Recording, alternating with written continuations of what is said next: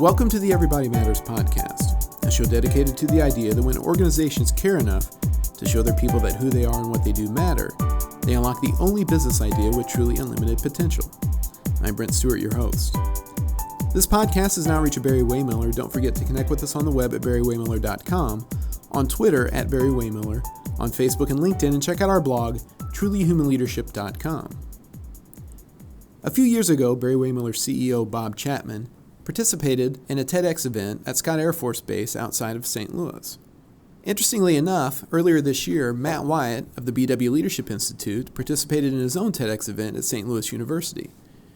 Matt was actually also part of that TEDx event at Scott Air Force Base that Bob participated in, and it kind of led Matt to our company, Barry-Wehmiller. Matt, talk a little bit about that. We had kind of a bonus episode a long time ago where we introduced you and you talked about how that was all set up, but that was kind of your entree into the world of Barry-Wehmiller, wasn't it? Yeah, it sure was. I did some work around that TEDx event that Bob spoke at, and it gives me great pride that over 100,000 people have seen that talk, and it's been very influential in people's lives. Coming to Barry-Wehmiller, making a home out of St. Louis after traveling around for a number of years in the military, one of the things I got involved with was servant leadership and St. Louis University. So I have the honor of being on their servant leader executive board, and at one point St. Louis University decided to run their very first TED speaking event, and they invited me to apply as one of their speakers. When they asked you to do this, what was kind of in your head? I mean, it's kind of a daunting thing. TED events have become such a big deal. There have been so many amazing speakers that have done them, so many subjects covered.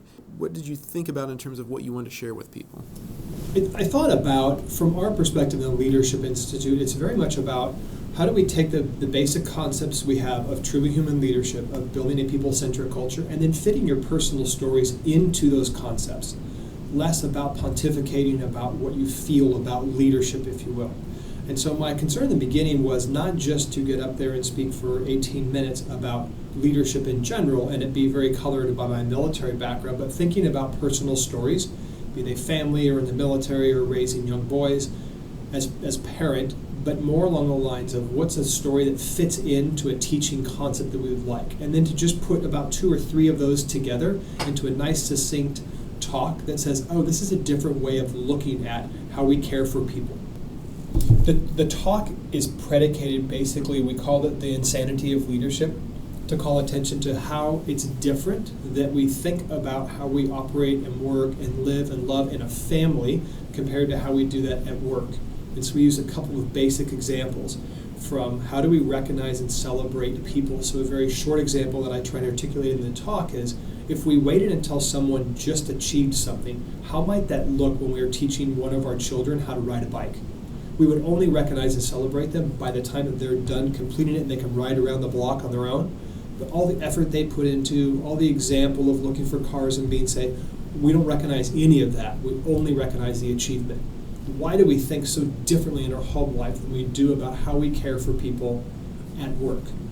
And so really try and talk about some of those teaching moments, about involving the family and some of the recognition and celebration that we do at work, much like we do at home. How do we make people truly feel they're valued? One way is to also make sure their family knows we care about them and we thank them for their support. And so these are the basic premise of this, is the divide between work and home life. And I love my good friend Simon Sinek has a great quote that says, if you have to change who you are at work than who you are at home, you're lying in one of those roles. In other words, you're not being truthful to you. And so this is just an extension of that piece to say, let's call attention to some of the differences between our home life and our work life and how we lead people in our span of care. It's been over a year now that the BWLI Leadership Institute was established and has been out there. You guys have achieved tremendous growth in the past year. Talk a little bit about the Leadership Institute, what you guys have been doing, and talk a little bit about the past year, because it's really been amazing. Yeah, it's been unbelievable. We started last year, and June 1st was the formal launch. So just a year and a few months, and I think when we look at our client base and who we're reaching out to, it's fascinating to think about a small company that was formed back in the late 1800s, Barry-Wehmiller, by a couple of enterprising Germans that had immigrated into this country. and built pasteurizing and transportation equipment type of things for the brewing industry. And now to think about how we're this global manufacturing, IT, and engineering consulting company that also helps other people build just a great organization. And so the Leadership Institute is founded on that premise that we have something to share and that we want to create a for-purpose organization to help anyone out there that wants to create a culture that's both kind of ties into people and the business, mission service, however you want to call that. Tremendous success. I think some of our client list is not what you would typically expect from a startup. Everything from the San Francisco 49ers to working with the Honor Foundation, which helps transitioning Navy SEALs make a transition from their active duty life into the civilian world. Wine companies, auto manufacturers, small, large businesses internationally. We've worked with South Africa, we've worked with Trinidad, so it's been a fantastic ride so far, and I think without a doubt the most enjoyable part is seeing that the impact ripples into organizations, which ripples out into the societies in which those organizations live and operate. Here's Matt Whiat of the BW Leadership Institute at TEDx St. Louis University.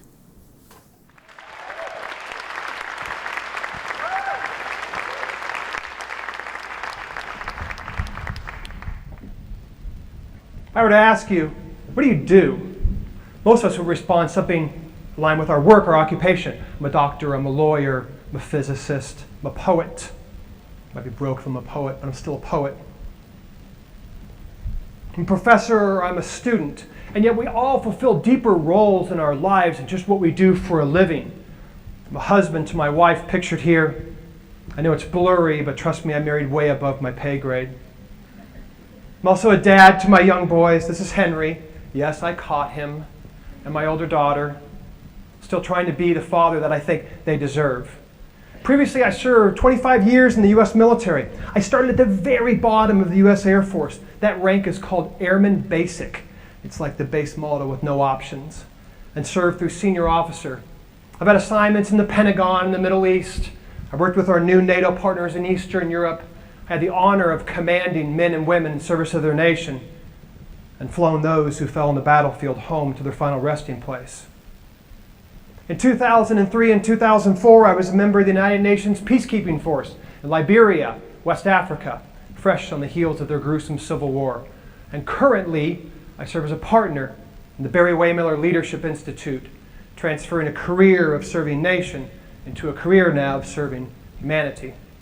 In all of those roles, at times, I'm a leader.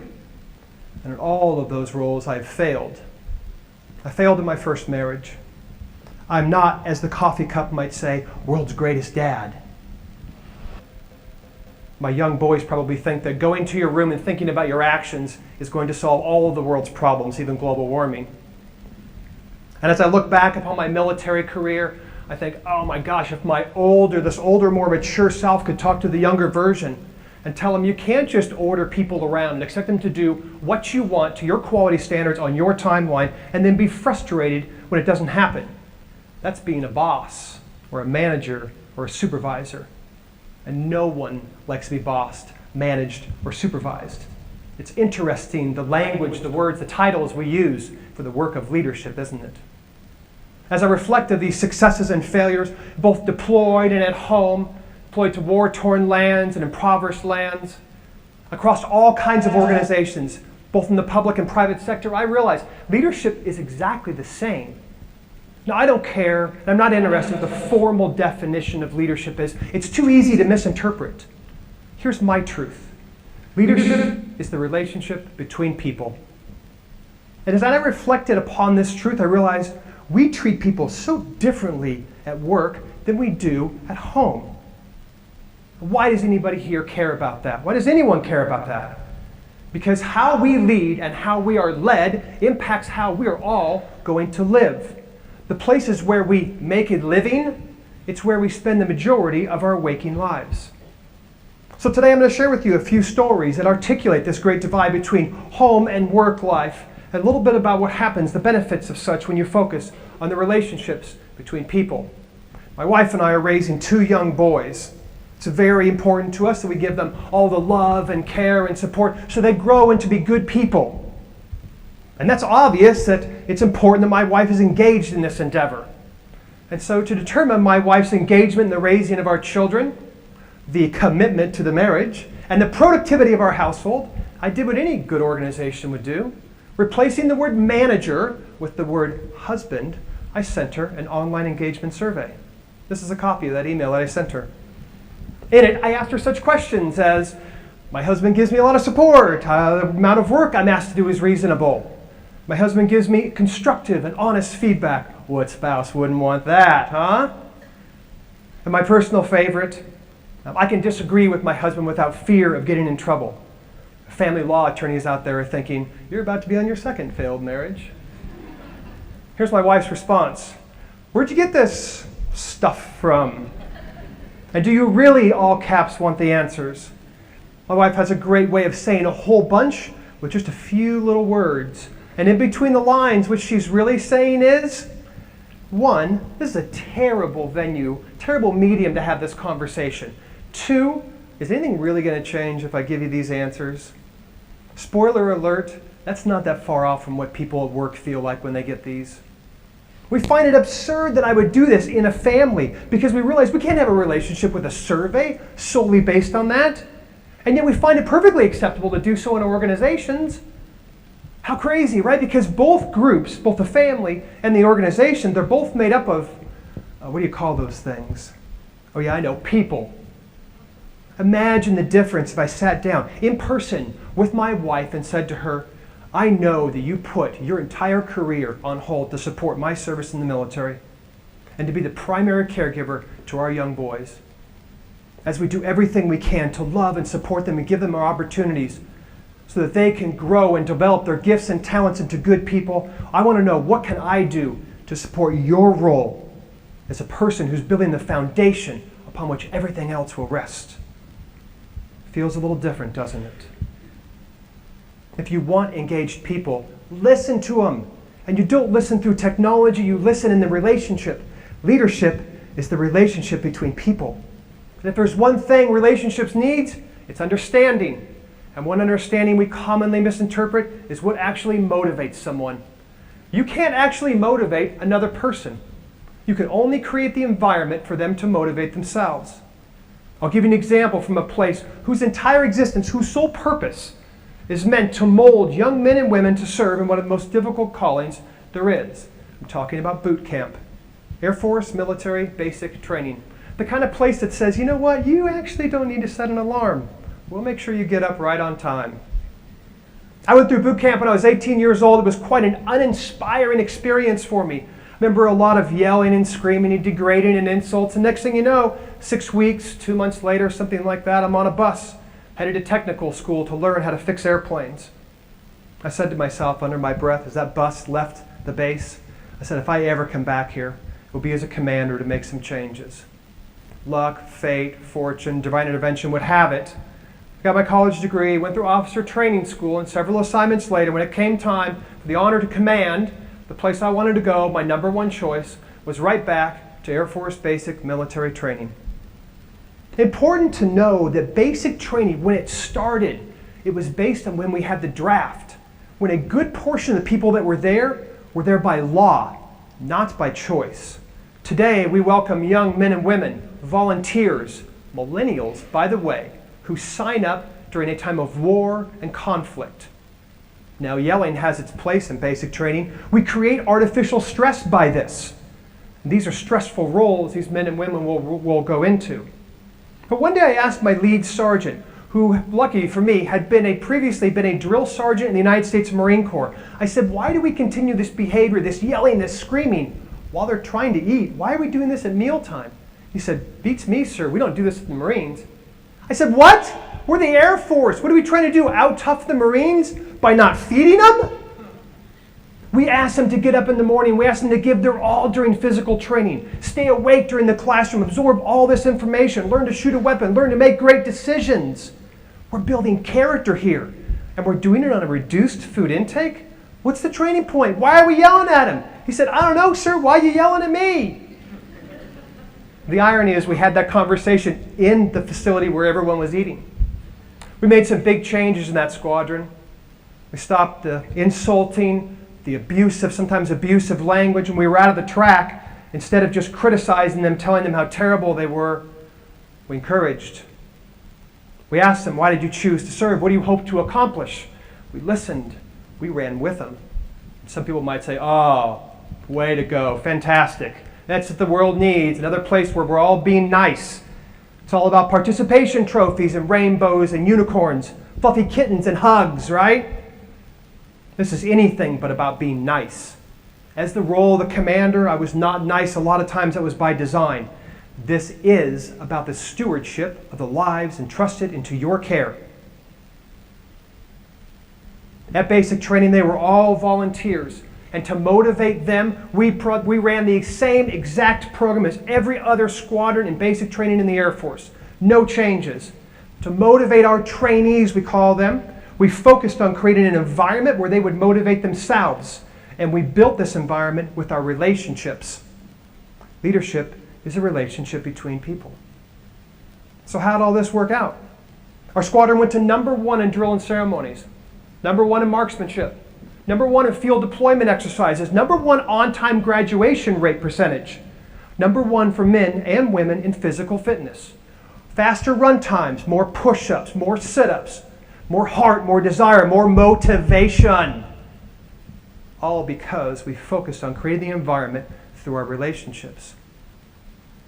The Air Force came out and made sure that we were running the exact program by the books as everyone else was.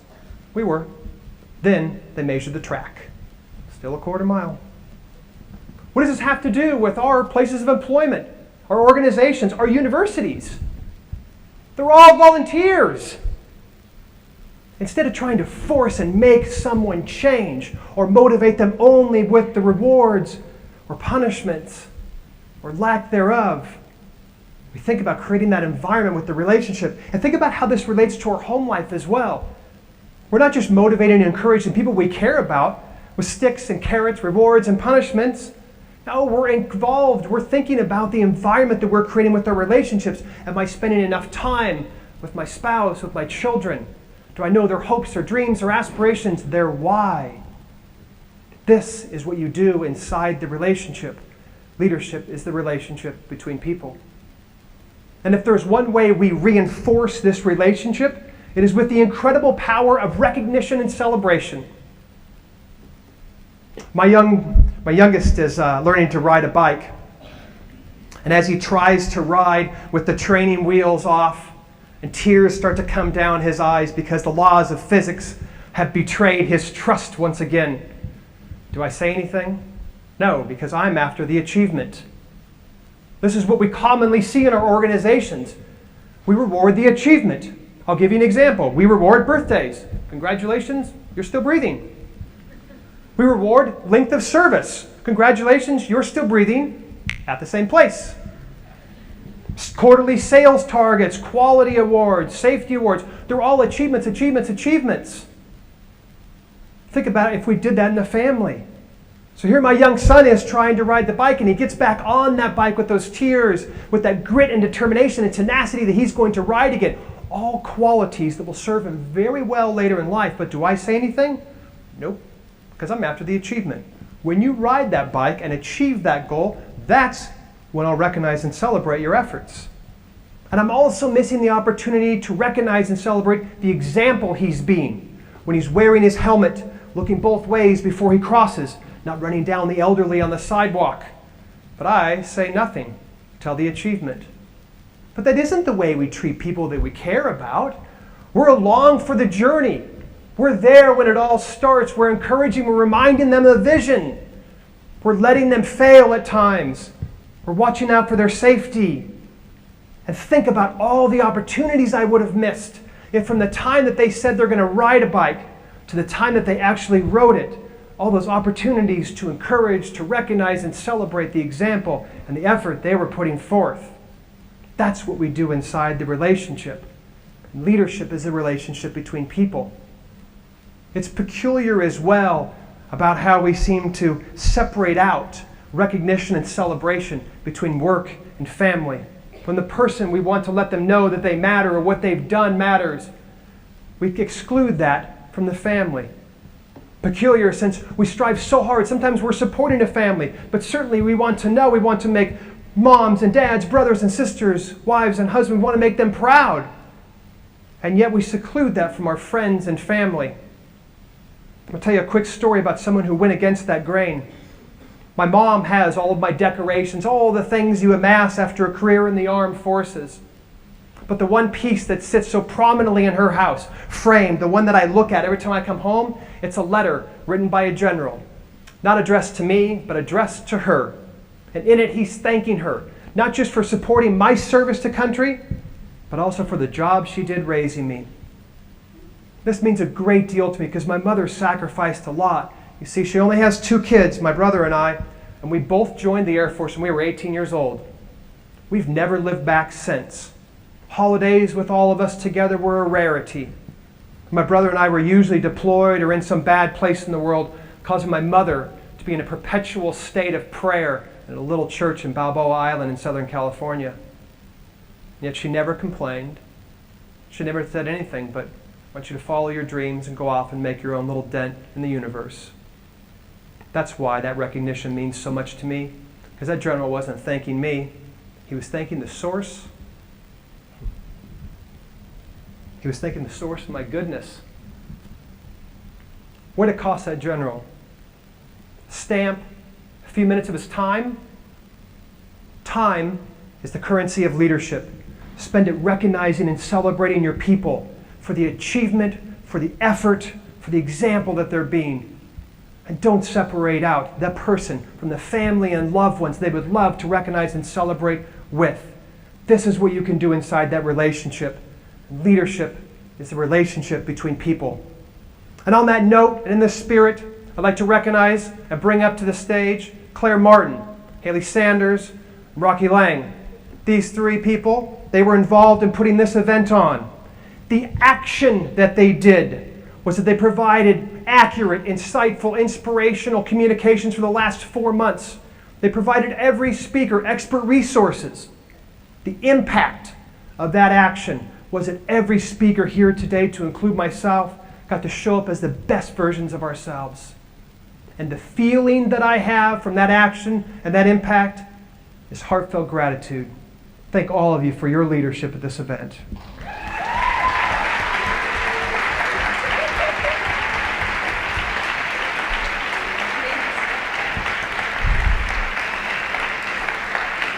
When I think of our future, our collective future, I have nothing but hope and confidence because of people like Rocky and Claire and Haley, millennials, them, like my daughter,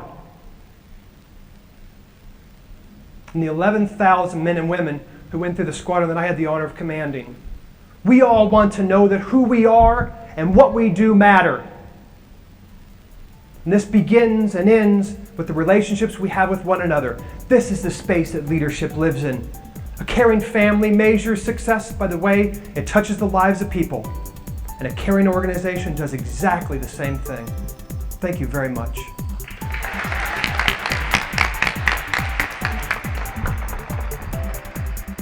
If you'd like to find out more about the BW Leadership Institute, their services and offerings, go to bwleadershipinstitute.com.